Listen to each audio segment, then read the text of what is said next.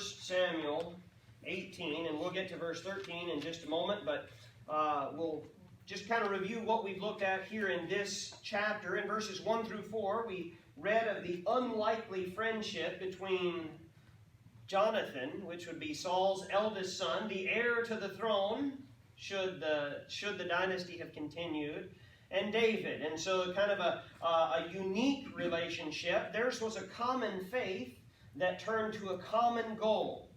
If you look ahead, I think I showed you this verse last week. It's 1 Samuel 23:17, where Jonathan is speaking to David, and he says, "Fear not, for the hand of Saul my father shall not find thee. Thou shalt be king over Israel, and I shall be next unto thee, and that also Saul my father knoweth." So an unlikely relationship between Jonathan and David. They had a friendship built on a common faith. They both were willing to go out and prove the power of God. Jonathan, early in the book, went out with just his armor bearer and went against a garrison of Philistines. He said, the Lord's hand isn't shortened. He can save by many. He can save by few. Let's see if the Lord will save by few. And he went out, and the Lord did. David, in the valley of Elah, just last chapter, in chapter 17, he went out and he said, you know what? This guy's big, but God's bigger. He went out, went up against Goliath, and God gave David the victory. But David's star, here in verse 18, David's star appears to be on the rise, and Saul is scared because his appears to be setting, as it were. The ladies of Israel sang a song when David was coming back from defeating Goliath there in the valley of Elah. They sang a song and they said, Saul has slain his thousands, and David his 10,000s. And Saul kind of took issue with that. Again, we have no reason to assume that they were being literal. Saul, very likely, had probably not personally killed 1,000 Philistines. And David almost certainly had not personally killed 10,000 Philistines. But they're speaking in hyperbole. They're saying, look, Saul's great. And David, boy, David's greater. And Saul took issue with that, as kings would. Verse 8, and Saul was very wroth, and the saying displeased him. And he said, they have ascribed unto David 10,000. And to me they have ascribed but thousands. And what can he have more but the kingdom? Kind of sounds spoiled a little bit. Sounds like a child talking. But that's only going to increase as Saul's descent into bitter madness will continue through this book that we're going through.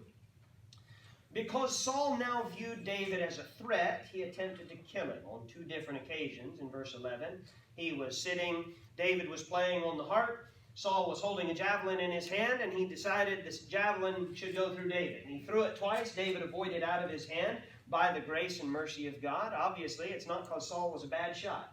He was a warrior king, and he would have been able to hit David, particularly in an indoor setting as they were likely in. But God delivered David out of Saul's hand. The relationship between Saul and David is summed up for us in verse 12. And Saul was afraid of David, because the Lord was with him, and was departed from Saul. The hand of God passed off of Saul and on to David, and no one knew that better than Saul himself. He felt it, he knew it, he knew what was going on, and as a result, he was afraid of David. Notice that phrase, he was afraid of David, because that's going to come up several times in this chapter. So pay attention and you'll see that. We come here to verse 13, and it's kind of Saul's trying to count on the out of sight, out of mind principle here, at least a little bit. Verse 13, therefore, Saul removed him from him. We'll explain that in just a second. And made him his captain over 1,000. And he went out and came in before the people. Therefore is connecting. It's a connecting word. Therefore connects the verse 13, the message of verse 13, with what happened in the preceding verses, but specifically in verse 12. Saul was afraid of David because the hand of God had passed from Saul on to David, and so he thought, I'm going to get rid of David. I'm going to put him in another place. I'm going to get him out of the public eye. It says that Saul removed him from him, meaning Saul removed David from his presence at court. Look, I'm tired of looking at David.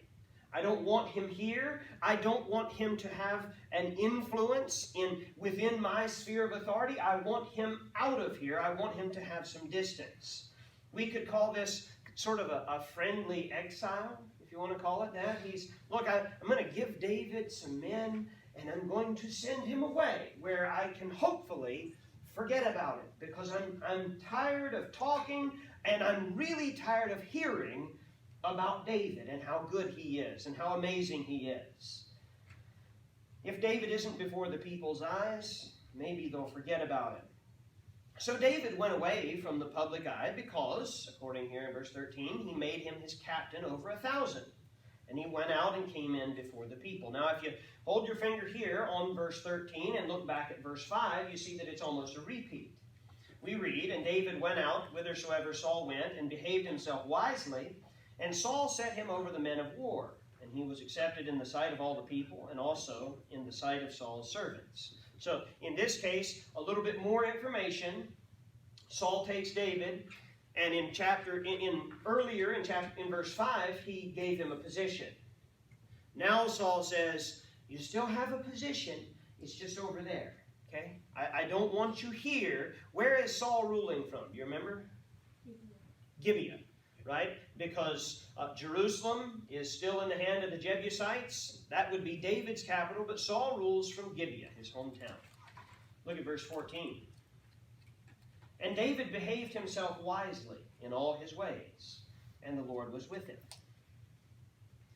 That's significant. David is faithful wherever he found himself. David's son, Solomon, would one day write in Ecclesiastes 9:10, "Whatsoever thy hand findeth to do, do it with thy might." If a job's worth doing, it's worth doing right. Right? That's what my parents always used to tell me. If a job's worth doing, it's worth doing right. Whatever you do, whether therefore ye eat or drink or whatsoever ye do, do all to the glory of God. And that's exactly what David is doing. It's one of the undeniable truths of Scripture that God uses people who are willing to be faithful and walk before Him wherever He places them. Just in sitting down and thinking through David, obviously, he was faithful in the pasture before he won the victory over Goliath. Remember? Before he went to the valley of Elah, he was in the hills outside of Bethlehem keeping his father's sheep. Joseph, he was faithful in the house of Potiphar, and then he was faithful in prison before he rose to be second in command in Egypt. Moses, what did he lead before he led 2,000 Israelites out of Egypt? What did he lead for 40 years?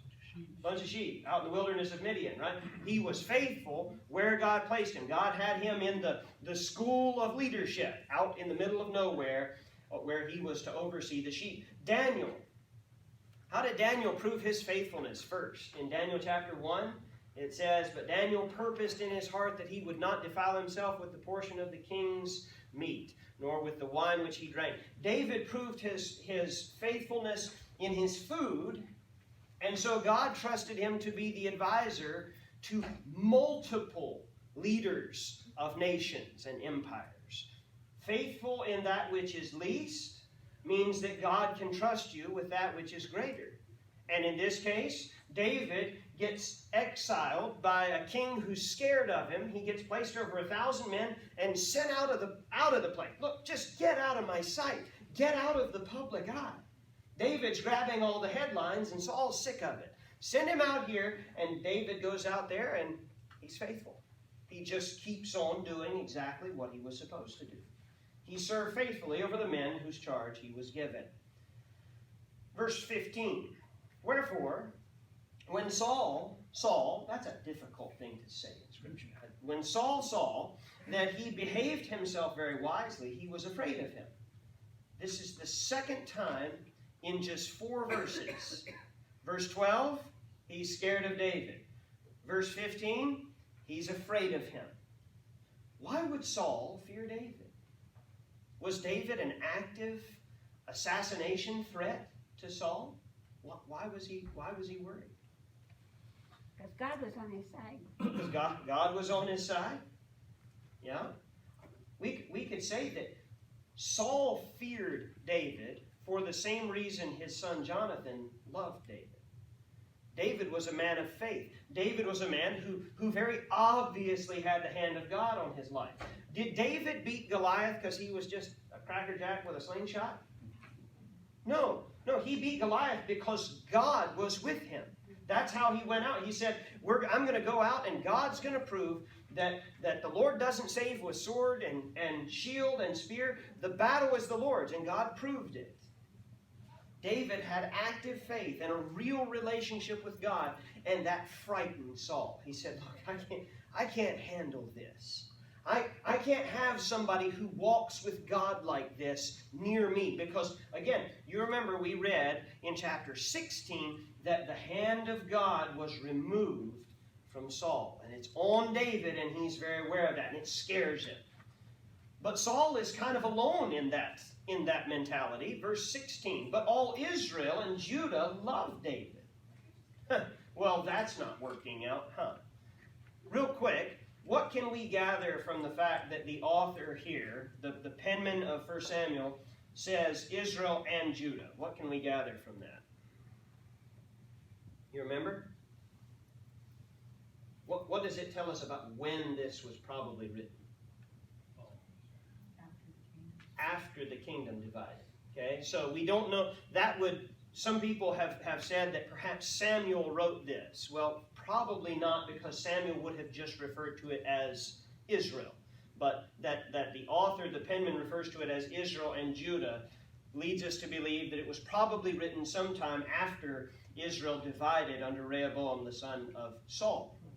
Okay, but all Israel and Judah loved David, because he went out and came in before them.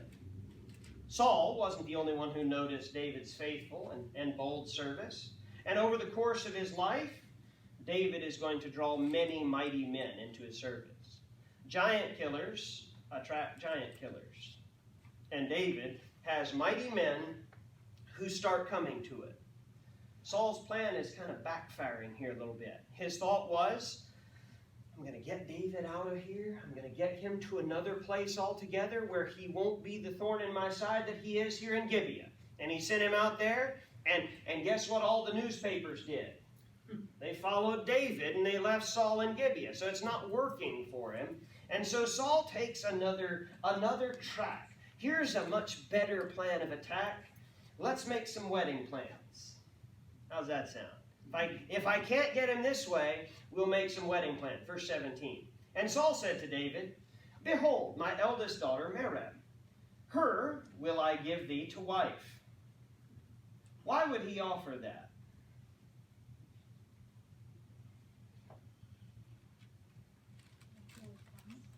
He already offered it, didn't he? You remember? In chapter 17, he already offered, in chapter 17, verse 25, whoever kills Goliath gets, well, his family's going to be exempt from taxes, there's going to be some wealth that comes to him, and he also gets the king's daughter's hand in marriage. So Saul said to David in verse 17, behold, my elder daughter Merab, her will I give thee to wife, only be thou valiant for me, and fight the Lord's battles. Wasn't that spiritual? That sounds spiritual, doesn't it? I think Saul, he's being spiritual here, isn't he? Be valiant for me.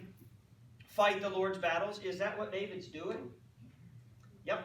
So Saul's, he's setting something up here. For, Saul said, this is what he said within himself. He said, let not mine hand be upon him, but let the hand of the Philistines be upon him. Saul decides that now is the time to honor his promise of reward to the man who slew Goliath.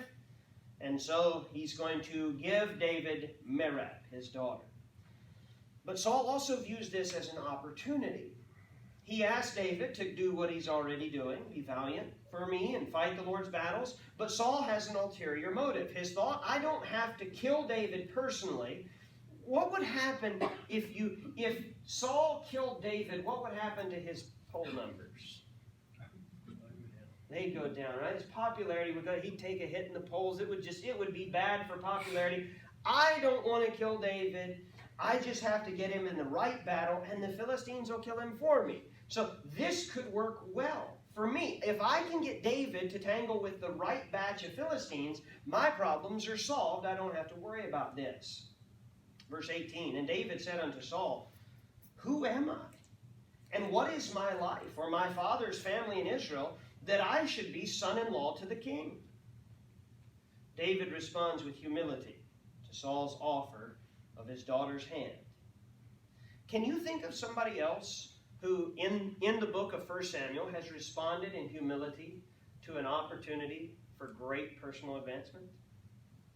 Can you think of anybody else? Saul. Here's what Saul said.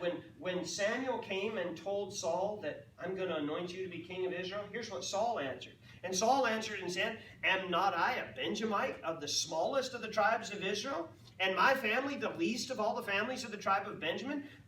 Wherefore then speakest thou so to me?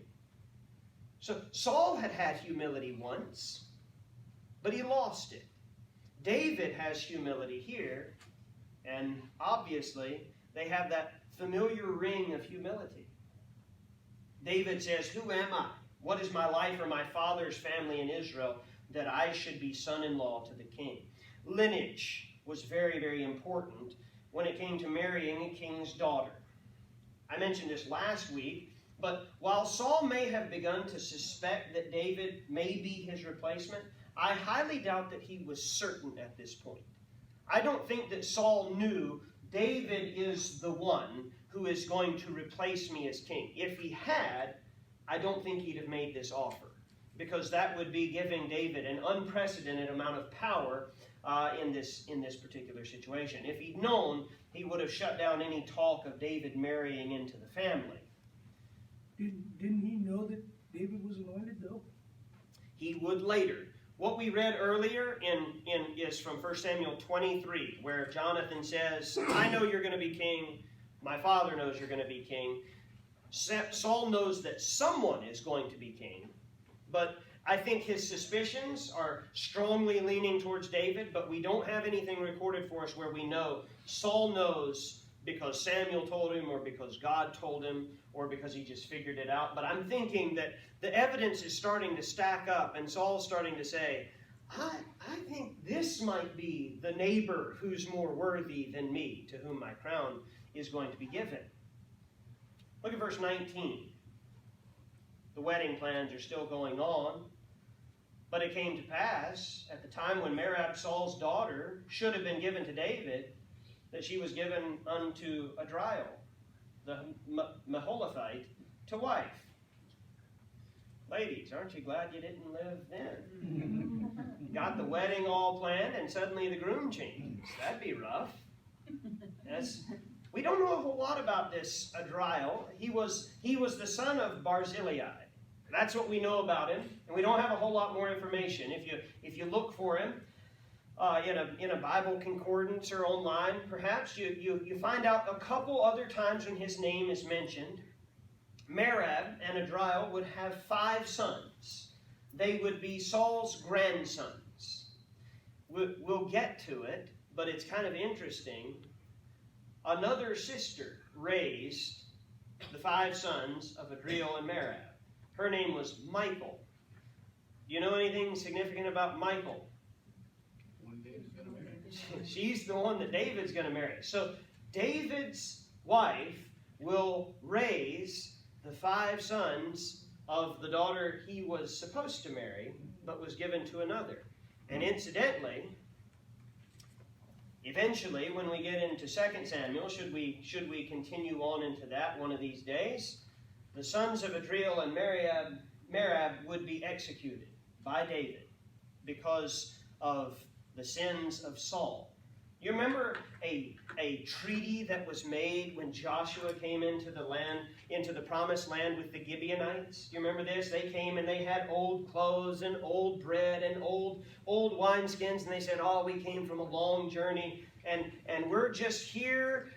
We just want to make a treaty with you. And Joshua didn't ask the Lord, and he made a treaty with the Gibeonites. Do you remember this? And he discovered shortly thereafter that he'd been tricked. And so he said, you will be hewers of wood and drawers of water in the house of my God. And so the Gibeonites were servants to the Levites of Israel. But Saul would take that treaty and do away with it, and he would attack and destroy the Gibeonites, or at least many of them. And is in retribution for that, the sons of this woman who we're reading about here in verse 19 would be put to death at the hands of David. So kind of an interesting how everything works together when it comes to the family, kind of David's nephews, if not stepsons outright. So kind of an interesting thing. But then we come, so that wife's off the table, unexpectedly, at least for David. So we come to Michal in verse 20. And Michal, Saul's daughter, loved David. We don't have that said of Merab. Michal, Saul's daughter, loved David. And they told Saul, and the thing pleased him. Michal, Saul's younger daughter, well, she's in love with David. Truth be told, probably most of the young women of Israel were in love with David because he's the up-and-coming star. He's the guy who killed Goliath. He's the guy he's slain his 10,000s. Talk about celebrity. He's got it. Well, Saul's younger daughter, Michal, she loves David. And so Saul agrees to give Michal to David as his wife. But again, Saul has an ulterior motive here. This is not just him wanting his daughter to be happy. Take a look. Verse 21, and Saul said, I will give him her, that she may be a snare to him. That's what you want to hear at the rehearsal dinner for the wedding. I'm putting it together so that she can wreck your life. That's what he's saying here. I'm going to let you get together because I've got a plan. I'm thinking he's trying to play chess here. He's thinking a few moves ahead. If I let Michal and David get together, I can work both ends against the middle, and it'll work out great. He said, I will give her, verse 21, that she may be a snare unto him, and that the hand of the Philistines may be against him. Wherefore Saul said to David, thou shalt this day be my son-in-law in the one of the twain, meaning you'll get one of the two daughters, Michal in this case. We'll elaborate upon the phrase that the hand of the Philistines may be against him in a moment, but Saul has already shown himself to be less than honorable by giving Merab to Adriel. That's how it should have gone down. He's shown himself to be something less when we read that he's going to give that she may be a snare to him. The word snare means a trap, a gin, or a noose. It's very possible that Saul did not intend Michal to be David's downfall after they were married, but he intended to use the marriage process to eliminate David. And you'll see what I mean here in just a moment, because there's more palace intrigue here. There's a lot of politics that's going on within the palace. Look at verse 22. So Saul and Michal, they're going to be married. So you've got a connection here. And Saul commanded his servants, saying, commune with David secretly, and say, behold, the king hath delight in thee, and all his servants love thee. Now therefore be the king's son-in-law. Do you hear the politics there? Hey, David, everything's good. Join us. Everything's good. Everybody loves you. And Saul asked his servants, I want you to make sure that David thinks I'm excited to have him in the family. And so David replies to this rumor. Notice that David and Saul aren't sitting down having a conversation. They're doing this through others. Well, hey, I want you to tell Saul that I said this. And Saul said, well, I want you to tell David that I said. So they're talking around each other right now. They're not talking to each other. David replies to this rumor that Saul wants to get started, that he loves David, and we want him in the family. David replies, and Saul's servant spake those words in the ears of David. And David said, seemeth it to you a light thing to be a king's son-in-law, seeing that I'm a poor man and lightly esteemed? David is aware of the gravity of becoming part of the king's family. It's kind of a big deal. But David is also aware that the dowry that a king would require would likely be beyond his ability to pay. What is David again? What's his? He's a shepherd. where do you figure they fell in the pay scale when it came? You have king on one end. Where do you figure shepherds fell on that line? Yeah, not real close to kings. Okay, shepherds are down here. And so David says, look, it's no small thing for me to become the son-in-law of the king. I can't afford her. Speaking of Michal. And the servants of Saul, verse 24, told him, saying, on this manner spake David. So they're talking through intermediaries. They're not talking to each other, talking past each other. All of this back and forth takes place through these second-hand accounts. Saul starts rumors. David responds to rumors. Saul finds out about David's response, and it goes on and on until Saul decides that he's going to get rid of David by death by Philistine. We've already seen it kind of alluded to, but here's how it works. Verse 25, and Saul said, thus shall ye say to David. Again, another reply through others, not to David specifically. Thus shall ye say to David, the king desireth not any dowry, but 100 foreskins of the Philistines to be avenged of the king's enemies. But Saul thought to make David fall by the hand of the Philistines. What's a dowry? Well, a dowry in this context of a Hebrew, in a Hebrew context, it's the purchase of a wife. It's wedding money. Now, when we talk about dowry, we don't usually have them in the States, okay? But there are certain parts of the world where they have dowries. When we use the word dowry in 2021, it is the wealth and perhaps property that the wife brings to the marriage. That's what a dowry means now. In the Eastern cultures, when a husband marries a wife, he and his future father-in-law will decide, I will take your daughter to wife, but with her comes X dollar amount and X property and so many animals or whatever it is. Usually in an agrarian society that this happens. Exactly the opposite in Bible times. The dowry is, I will pay you this for the privilege of marrying your daughter. I'm pretty much okay with bringing back this tradition because I have three daughters. But that's not what's going to happen, obviously. But the dowry, Saul says to David through people. He says, look, I don't need money. I don't need you to pay me. Here's what I want. I want 100 foreskins of the Philistines.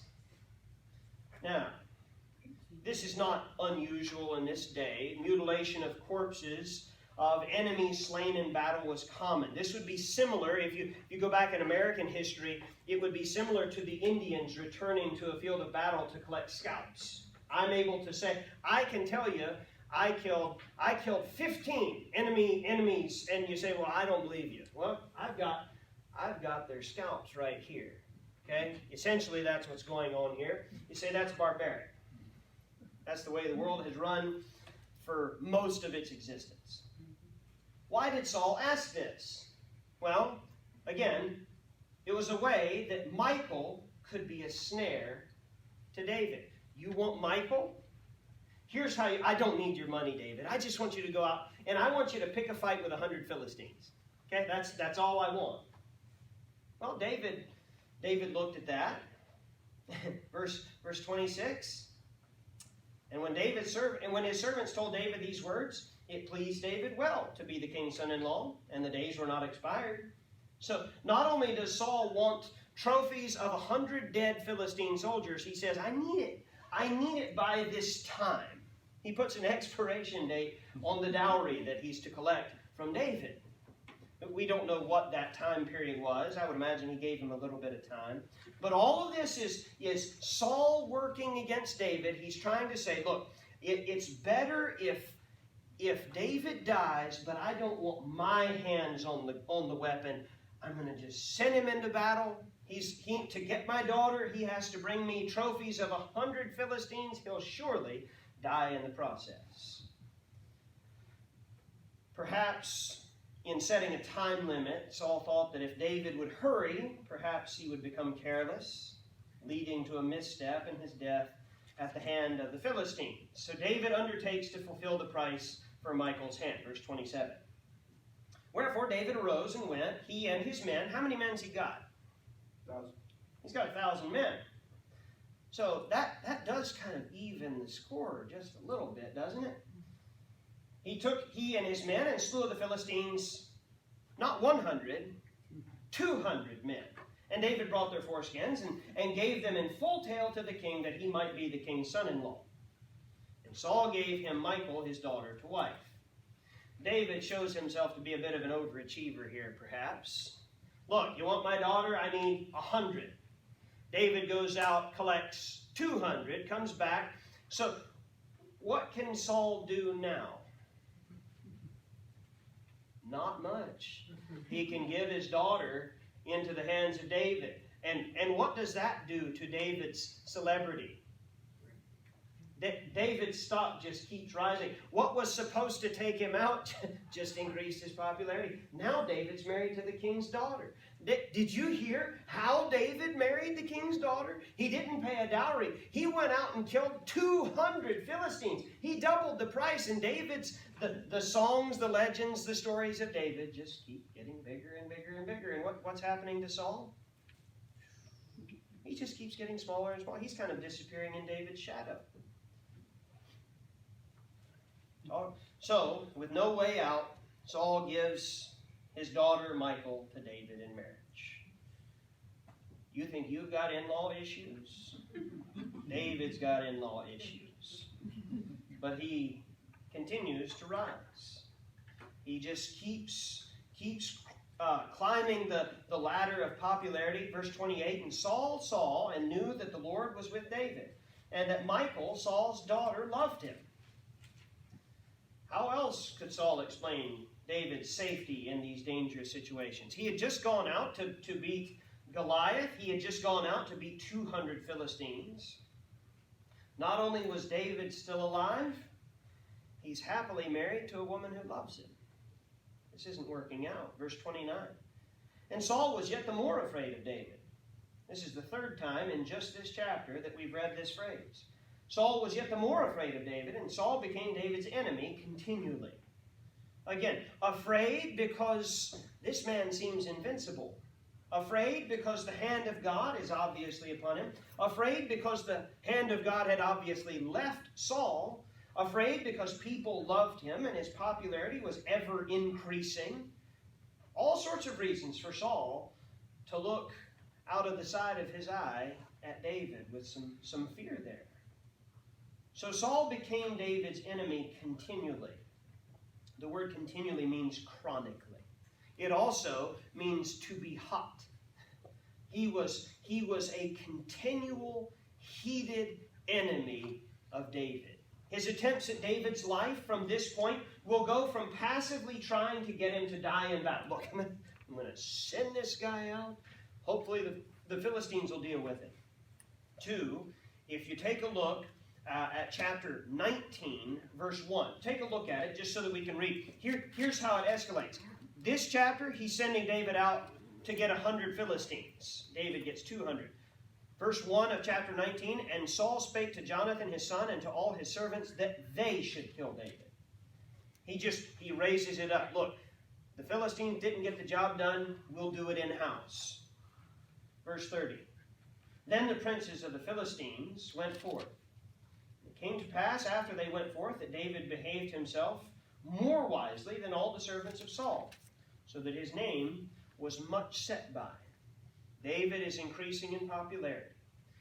David wins the hearts of the people of Israel by his leadership, by his walk with God, by his relationship with the Lord, by his consistent approach of faith. David continually increases, while Saul continually decreases. By way of application from this passage here tonight, are you faithful to God where you're placed right now? David was faithful in the field. And then he killed Goliath, and he rose in power and rose in position, and he was faithful in the king's house. Saul got sick of him and sent him out to another place, and David was faithful. It wasn't a matter of who David served, who his boss was. he understood my boss is no man. My boss isn't my father when he was keeping sheep. My boss isn't Saul when I'm leading soldiers. My boss is God Almighty. And so I'm going to walk in such a way as would please him. Wherever Saul placed David, whatever task he was given, David worked with all his might for the glory of God, not even for his own glory. David's not doing this to raise his stock. He's not doing this to increase his popularity. He's doing this to be faithful to the Lord. David's rise to power would take many years, and it would have many ups and downs. We're here in 1 Samuel. It's going to get a whole lot worse before it gets better for David. But it was due to times like this that we're reading about here, where he's given difficult tasks, where he's almost killed, all of these things, the difficulty in his family, it was due to times like this that we read of in Psalm 27, verse 12. He says, this was written by David, he says, "Deliver me not over unto the will of mine enemies, for false witnesses are risen up against me, and such as breathe out cruelty. I had fainted, unless I had believed to see the goodness of the Lord in the land of the living. Wait on the Lord, be of good courage, he shall strengthen thine heart. Wait, I say, on the Lord." David was anointed king before he went to the valley of Elah. David, as he is now, leading 1,000 men under King Saul, he has already been anointed king of Israel. But he's waiting. He's waiting on God's time. We'll see multiple instances in future chapters where David could have hastened God's will along by pinning Saul to the ground with a spear. But he didn't. He waited on the Lord. Because he understood in God's time, God will put me exactly where he wants me.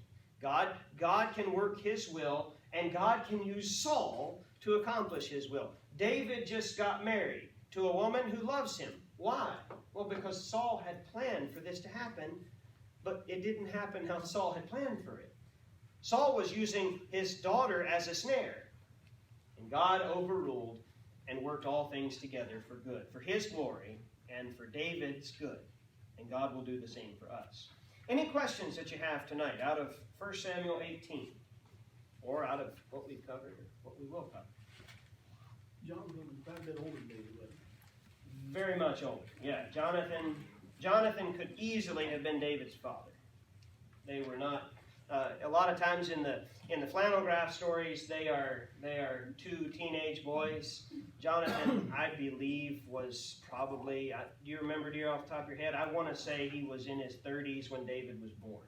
So, considerably, a considerable age difference there. So this was probably several years after Goliath, because he was kind of a young boy when he did that, right? Would have been some. I would say some time has passed. Yeah, it wasn't.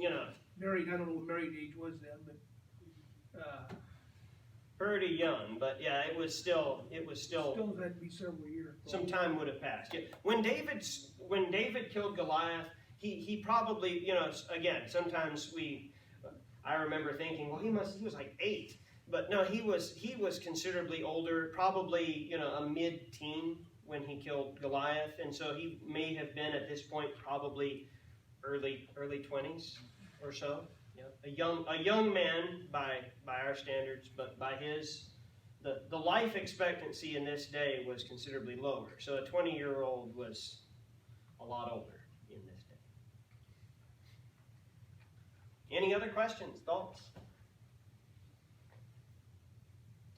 Read ahead. Read 1 Samuel 19. There's a lot going on, a lot happening. If you look here, Saul's going to come under the power of the Spirit of God again, and he's going to be prophesying by the end of chapter 19.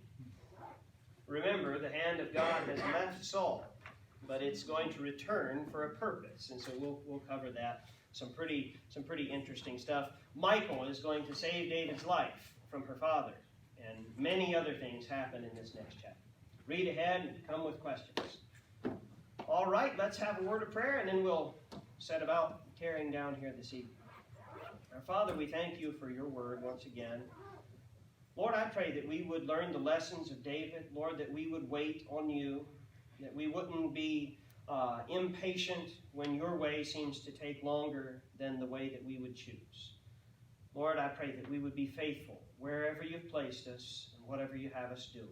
I pray that as David and Joseph, and Moses and Daniel, all of these great heroes of the past were just honest and faithful where they were placed. I pray that we would be faithful as we go about just our regular business in the week ahead. I pray that you would receive honor and glory out of our lives as you did out of theirs. In Jesus' name.